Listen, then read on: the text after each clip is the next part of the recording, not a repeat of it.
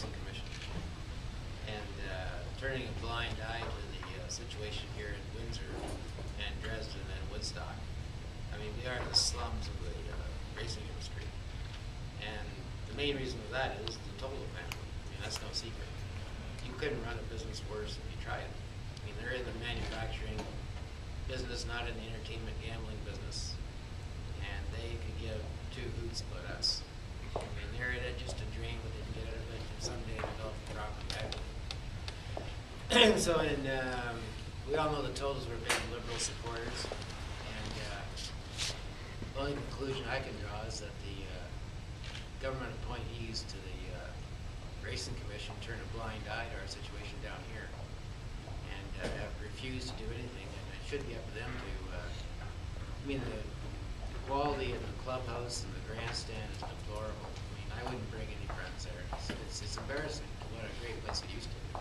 And I think everybody in this room is frustrated by Ontario Racing Commission and their lack of response to the situation down here. And we're all held, accountable as trainers and owners to the Ontario Racing Commission, but these racetrack operators should be held accountable.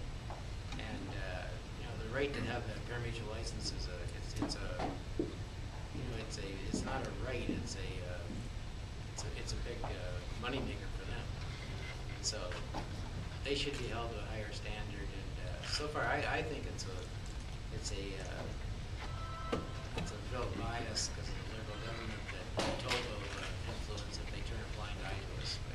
But I think most of us here that just want them to pay attention to us down here and to make the racetrack, make some improvements, or else sell the place to somebody that does want to.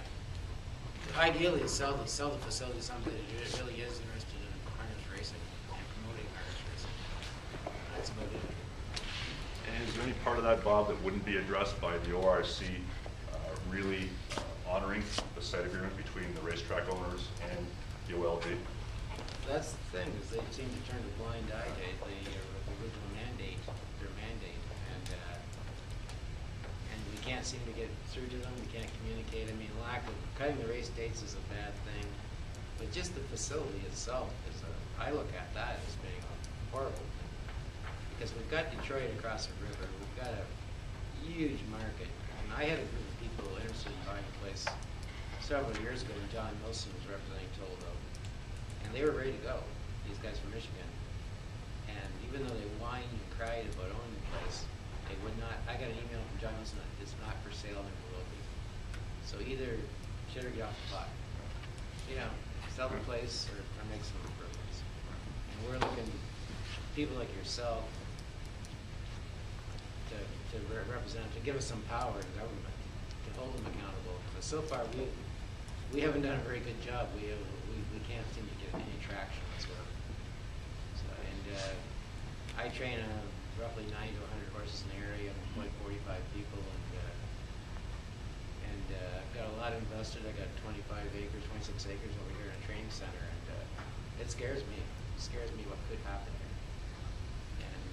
A lot of pride too, growing up in this area. Windsor Raceway was a bunch of very, it was really one of the best spots you could race in wintertime. And now we've come to this where it's just kind of a slump, and it's an embarrassment here with the racing industry. So we're looking to have the commission come and make them do something anyway. And it's a real serious situation. I don't know all the answers, but you've got to have some. Got to have a little bit of power in the government to make them do something, because on our own we don't seem to be getting there. I can tell you that certainly through Brian and Ken, through Jim Whalen, certainly your voice is being heard. As I said, you've got a friend in Tim Hudak. Tim has been involved for a number of years. He was a minister, certainly involved with your industry.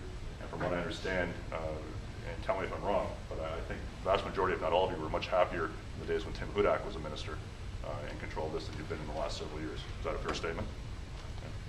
Yeah. All right. Anybody else? Mark Williams. I just want to touch base for everybody about, we don't know this Tim Hudak guy very well, but